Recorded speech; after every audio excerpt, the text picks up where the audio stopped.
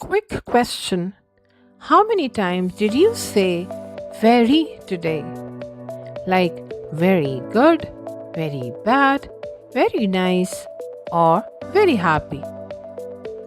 What if I told you that very is making your English sound weaker and you could sound smarter and more fluent by swapping it out? Today I'll give you 10 powerful words you can use instead of very, and I want you to practice with me as we go.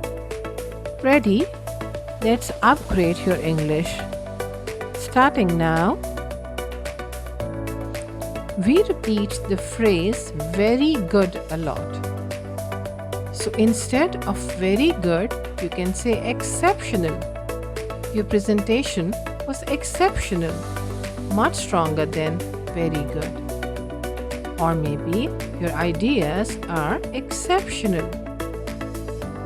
Next, very frequently used phrase is very bad. So don't say very bad. Say dreadful. The traffic was dreadful today. Now your turn. His behavior was dreadful. That's good. Don't say very happy. Say, I am overjoyed. If you're very happy, means you're overjoyed. She was overjoyed when she got the job offer. Say it with me. I'm overjoyed to learn this new word. Correct. Don't repeat the phrase very hungry. Instead, say ravenous. It means feeling very hungry. Use ravenous. I was ravenous after the long hike. Repeat, I'm ravenous. Let's eat. That's great.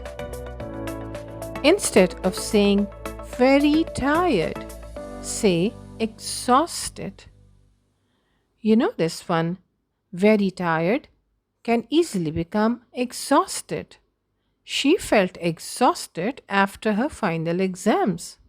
So now your turn. I am exhausted but still learning. Good job. Don't use very small. Say minuscule. The error in the report was minuscule. Say it with me. That bug is minuscule. You're correct. From now on, forget very big. Say enormous. They built an enormous stadium in the city. So your turn. The enormous elephant walked heavily on the track. Good job. Instead of very scared, say petrified. He was petrified during the thunderstorm. Now your turn. I am petrified of snakes.